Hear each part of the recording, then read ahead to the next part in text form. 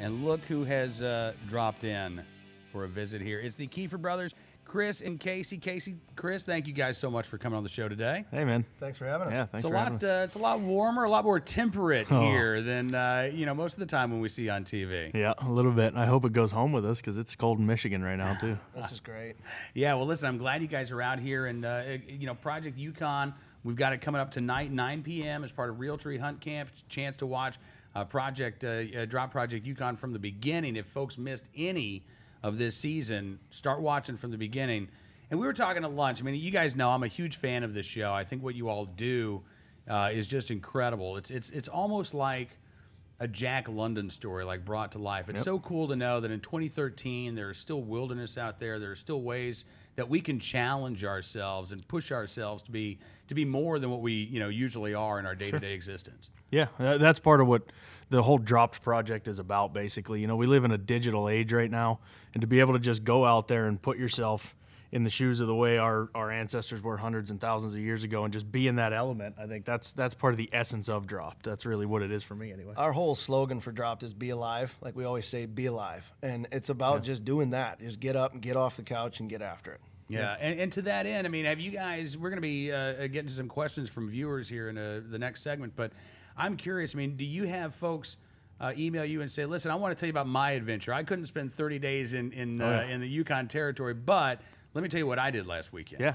absolutely. I love seeing those. Oh, yeah, they come in quite often, but we listen and read every one of them. Every single one of them. I love it. That's love fantastic. Hearing them do it. That's part of being alive. That's part of what be alive means. Whatever it means to you, do it. And the ones that are especially really, really great are the ones where they say, you guys inspired us to get off the couch and go do it. And, there's a couple of guys that I can think of that have started working out and getting into it and just saying, I'm going to do this in 2 years. I'm going to go do Alaska, or I'm going to do this. And I love seeing that. What does it take? I mean, how much preparation goes into physically? I mean, I'm sure mentally as well, there's a lot of prep before you head out. But, I mean, what do you do to get in shape for doing a season of Dropped? A lot of cardio. I mean, really, that's what a lot of the Yukon and Alaska, it's the up and down and the hiking and, working out with a 50-pound pack on your back, just getting used to having that weight on you all the time. I mean, that's kind of some of the stuff your shoulders will be the first thing that are sore from your pack, and then, of course, I've got bad knees, and so going up's all right, coming down is terrible. But I think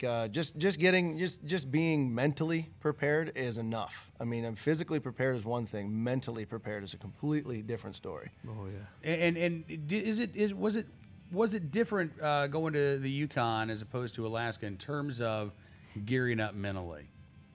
I think it was. a little bit, especially because in the Yukon we did 28 days by raft and by the river. Whereas, in Alaska, that's what we did was the raft. In the Yukon, we did horseback. So, I mean, just gearing ourselves up for that and what it's like to be on the back of a horse for 37 days. I mean, that's especially for guys that don't know the first thing about horses. Right. I mean, that's a big challenge. Yeah, that was a learning curve. It really is. Yeah, and to see that learning curve play itself out on TV, I think that's one of the, again, that was something that I really liked is that, no offense, but the fact that you guys aren't experts at everything. Absolutely. Because when we go out in the field, most of us, again, we're not experts. So there is that learning curve for all of us to see you guys go through it too. Yeah. That's actually is really cool. I think it really helps bring the viewer into the show. Yeah, and it also it's educational too, because we're learning at the same time that the viewer's learning. So, if we were to get in and, John Wayne it up and start riding like I could on day 37, that would be a whole different story. But to show how to learn what, all the stuff that we did in the beginning, the preparation of learning it, then, I think that comes off good. Talking with the Kiefer brothers, Casey and Chris from Dropped TV. And, when you look back at both of these seasons here, Alaska and Yukon, are there any moments that stand out like, okay, this is something that I would never, ever want to go through again? Like, I'm sure that there were some transcendent moments that you take with you. Was it the opposite of those, like those moments you just prefer to forget? There is. I think, one of the things for me about the project is every day you have a moment like that. At some point in every day, you're just down in the dumps. You're as low can be. But then on the flip side of that coin, every day there's a moment where something happens, whether it's something you see or something you hear or experience that you're like, okay, this is why I'm doing this. This is why I put myself through hell, is for this one little minute of just glory, and that's what I think it is. Yeah, no, I have to agree exactly with him. What Everything about he said. the? I'm sorry, I'm just peppering you guys with questions from all man, over the that's place. good. But what about the isolation? I mean, you're not out there all alone, but you've got a very small crew that's with you, and it really is. Does the loneliness sink in, or is it the opposite? Do you ever need to get away from the few guys that you're with? No, you get to know people really good. A lot of people think we have a huge crew with us, and we don't. We've got 2 guys with us, Jason Brown, our partner, and we've got Jamison Krast, another cameraman with us, a field producer. And so you really get to know somebody. I can tell you that much. And I don't think there's any time where the isolation gets to you, other than it's kind of a progression. We learned in Alaska, and even more in the Yukon, is by day 5, you stop reaching for your phone, you stop checking scores, you stop looking at news, and it's amazing where your body goes and where your mind goes. It becomes of, how do I get up today and go to bed tonight? And so it's just a matter of how that evolution takes place, and it certainly kicks in after 5 days, 10 days, it's worse. So it's not isolation, it's just how you change to get through the day. But it never really affected me isolation-wise. No, and I think going back to, living in the digital age, if it comes to living by computers and cell phones and TVs all day, or living in the bush without any of it, I'll take that any day. Oh, Any day. I'm with you. I mean, I'm to the point now where on the weekends I will check my email like once on Saturday, once on Sunday. Unless someone's on fire, I won't reply because that's just, you've got to be able to step away. I'm curious, when you come back then, is it like information overload, or do you sort of have to like tiptoe back into the information? It's an adjustment. Yeah. There's no doubt. It's definitely an adjustment because, you're so used to, like Chris said, living in that moment, thinking about, okay, I'm up, how do I get to bed safely tonight, to all these things all of a sudden going on around you, and it's kind of an overload in a sense. It is, and you're adjusted to what you did out there. Like, for example, just even beds. It's weird, but I mean, that Crocodile D, he was onto something. He slept on the floor, and when you get back, I mean, it's like you want to sleep on the floor. It's kind of weird. You get used to sleeping on the floor. I mean, well, interesting story of that. We're in the hotel room in Fairbanks after we came out from the first project, Alaska, and kind of laying there in bed and half asleep, half awake, and there's a bang on the wall. And when there's a bang on the wall, he reaches for his Glock 10 millimeters, Glock 20 10 millimeter, because in the tent, you sleep with it right next to you for bears and everything else. Well, here it's the maid in the other room, bangs on the wall, and he's right up with his pistol like, whoa, okay, wait a minute, I got to remember, I'm not in the bush anymore. It was the first 6 hours out. So, I mean, I was just resting, and it was just, again, it's one of those things where you're training yourself the whole time. So you don't sleep sound. It's like that slightest little noise. And when it happened, you react. And I happened to react and made sure that everything was good, everything was safe. With a Glock 20.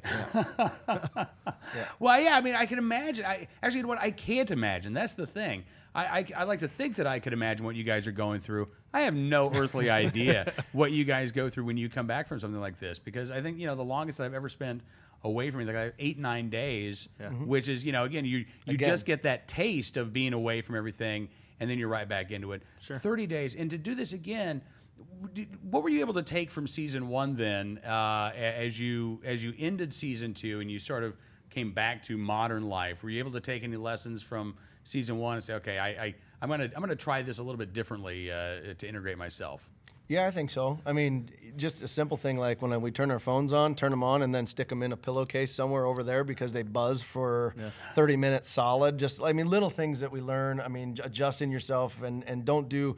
I mean, Casey came out of Alaska, off the plane, hit the pavement, and had to go to the airport like for something to get a car. We had to get a rental car. And so he went from immediate bush to the airport.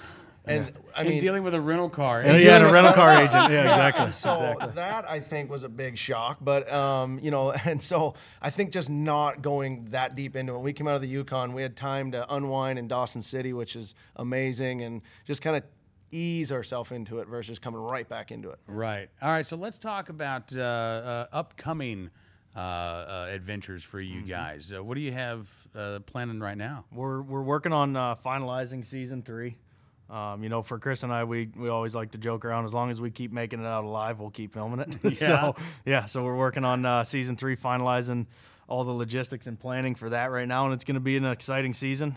We've got some really cool stuff. We're not going to unveil it just yet, but we've got some really cool stuff planned. Yeah, we're just kind of in that beginning stage process. So, I mean, we've got our idea of what we want to do, but of course it's always nice to hear from viewers and, you know, where do they want to see us go? You know, I mean, Alaska is a gorgeous country. Yukon's amazing.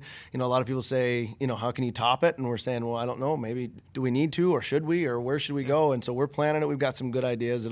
It's going to be fun, but you know, we learned a lot from season 1, but we learned a ton from season 2. And so going in twice, learning it, I think we have a whole new mental game going into this one, and I think it's going to be exciting. Yeah. Very cool. We were joking earlier. I still think Drop Detroit would be amazing. I think it would really gritty urban reboot. I don't know if I could handle that, man. I can do the Brooks range, but I don't know about maybe that. 30 hours. I love Michigan. 30 days. I love Michigan. 30 minutes. Yeah. We've got the Kiefer brothers in studio with us. And fellas, again, thank you for coming down today. It's great seeing you again. You bet. All right, so we've got a lot of questions from viewers to get to here. Let's start with Chase, who asked the question, did you need tags to kill the animals, and how much were they? So how do you actually deal with the taking of the wildlife? Yeah, good. So, yeah, we need tags. There's a lot of logistics that go into that because especially in Alaska, you have to figure out, you know, which animals you can hunt self-guided versus guided, and then which zones are not draw zones and all that stuff that goes into it. Season dates can be a little bit different from zone to zone, so there's a lot of logistic stuff that goes into that. But, you know, we don't qualify as subsistence hunters because there's a certain period of time where you have to be living off the land in order to qualify for that. So we do have to buy tags, and I think for Alaska, tags were roughly $1,500 a piece, about, you know, yeah, something per, like that per guy. So wow. On the animals that we could take without a guide. Right. Okay. All right. Let's see. From Twitter, John Michael asks, what are your carry guns of choice on and off dropped? I know Jason Brown has Peggy. John Michael said. Yeah, he has. Pays attention. He does. He's got Hello, our camera field producer there, Jason. He's got a snub nose Alaskan Ruger, Yeah, Ruger, and he called it Peggy. Everybody named their guns, and Casey and I had Glock 20s, 10 millimeter. It was 15 round. Yeah, 15 rounds in. That way, Jason had 6. We had lots. So there's two ways to look at that. You know, some guys want that heavier firepower. Right. You know, 6 shots through the revolver. Personally, I'd rather have 15 in the clip and 1 in the hole and running backwards if you're shooting on the fly or something like that. I mean, you don't know what you're going to do when a grizzly's running right at you. I heard that there was no good reason for anybody to ever have a gun with a magazine that could hold more than 7 rounds. I think one guy said 10 rounds. Another guy said, some little jerk in New York City actually said 3 rounds. Yeah, they've never been chased by a grizzly bear. I can promise you that. Or you get these people calling them clips and everything else. And yeah. You guys didn't use the disposable magazines when you were in the Yukon, did you? No. Okay, that's good to know. No. Environmentally friendly, these guys are. That's too. right. That's right. Let's see. Jonathan wonders, what was the hardest thing to be without, the modern comforts of a toilet or a comfortable bed? Take it. I got to tell you, you can get quite creative on the toilet. So, I mean, the views are amazing. So I think bed. Yeah. Bed. Although the moss, I mean, a lot of times what we do is take the muskeg or take the moss and, you know, take a knife and cut down a big layer of it and put it underneath of your pad, and it kind of makes a nice little mattress. It's like a little air mattress. Yeah. Oh, see, I thought you were going back to the toilet with that moss talk for a second. Because, you know, moss is very multi-purpose. I can go there if you want me to. Yeah. You can get aggressive here. All right, let's see. Sam, based on your experiences in Dropped Alaska and Yukon, what is the longest that you think you could live in the wild? Could you let's say you're out there day 30, you get a call from the folks at Sportsman, and they say, fellas, we're going to drop you a little bit more ammo. We're going to drop you some fresh tape supply, some new hard drives. Why'd you go another 30 days? Let's see if we can do it. I think I could do it. I think I could definitely do it. I mean, I guess it's the only thing that jades that is our families. Yeah. That's it. I mean, for me, my wife and my daughter, for him, his wife and his son, I think that's the only thing. If I could have them with me, which I don't think I'm going to get them to stay out there, but if I could have them with me, absolutely. I mean, I think we could do.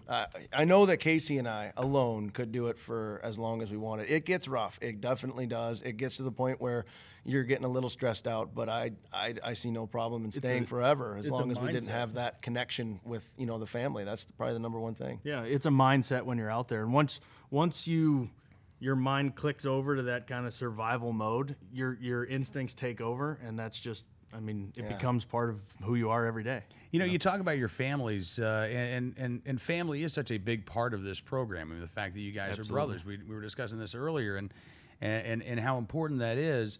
How hard is it for your families to be without contact and to wonder, gosh, is Chris okay? Is Casey all right? I haven't, because you guys, do you get a chance to call home? Do you have a satellite phone or anything like that? We do have a satellite phone in case of extreme emergency. Right. We do have a satellite phone, but you know, I'll try to call and check in with my wife and son every 7 to 10 days. So even talking, you know, that's 2 or 3 times while we're out there. Right. You know, for me, it's been particularly hard because both years now I missed my son's first birthday, and then I missed his second birthday, and then I missed my wife's birthday both years as well. Oh, wow. So, you know, that's tough just to be out there. But, you know, in Alaska, I killed a caribou on his first birthday. So Yeah, that was nice. if I was going to miss it, I might as well make it worthwhile. Yeah. You know, so it gets stressful on the family, but at the same time, you know, we're both blessed to have really good wives and good families behind us, I think, that back everything we do. Yeah. That's awesome. That's awesome. All right, let's see. Aaron, what is the most important tool or piece of equipment that you took with you on these trips, and why?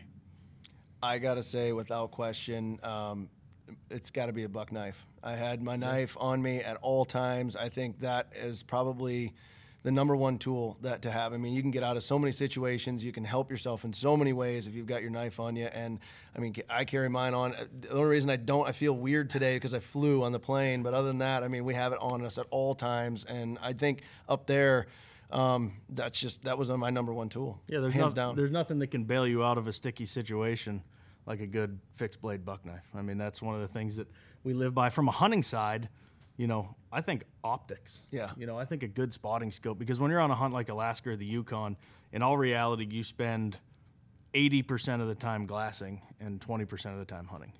You know, so to have good optics that you can rely on, I think is really important. If you're gonna do a hunt like this, that's probably one thing to spend money on. If you're gonna spend it on something, it's optics, because that's gonna get you through a lot. Yep.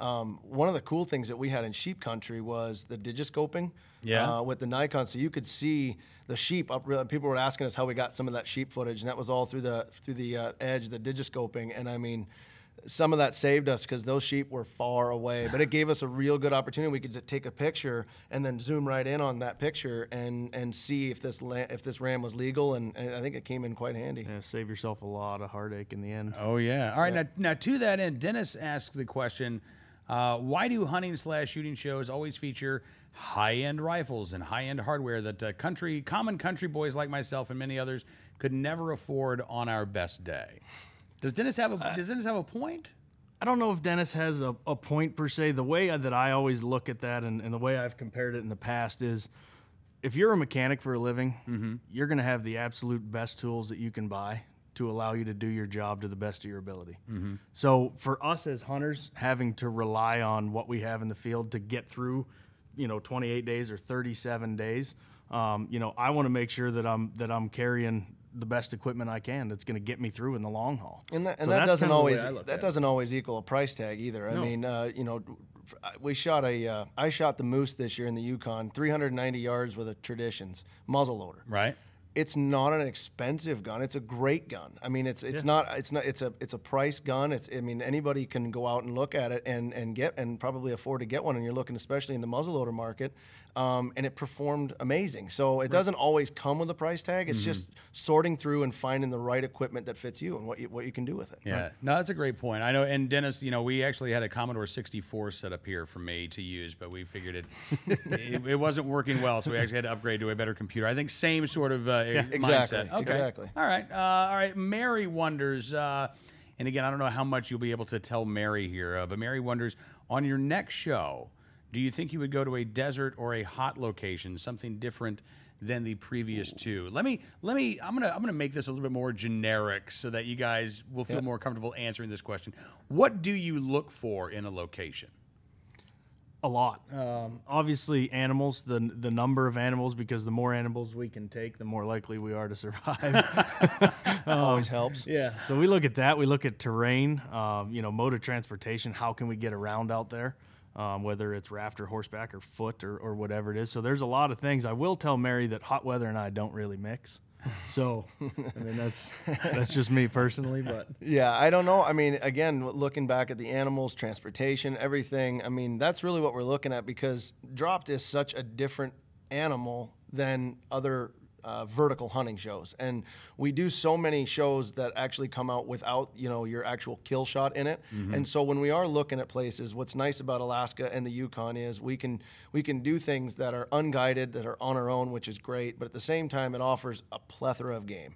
And that's key, because we can run into something and get the chance to tell another story down this road versus having one animal, for example, in the desert, maybe going for a sheep or something. That would be one. And it would, so we can't really tell that story throughout the whole thing just off that one, especially for that time frame. And so I think that's another big thing for us, is where can we show the viewer the story of what happens from the time we get there to the time we get picked up, and whatever that story is in between. It's not scripted. It's just a matter of what happens and how we tell it. Well, you guys tell it very, very well. Again, if you have not seen any, or if you've seen all of Drop Project Yukon, check it out again tonight, 9 p.m. Watch from the beginning. Casey and Chris, thank you both so much for coming to the studio. It's fantastic seeing you again, and hope we can do it again very soon. absolutely, man. Thank you.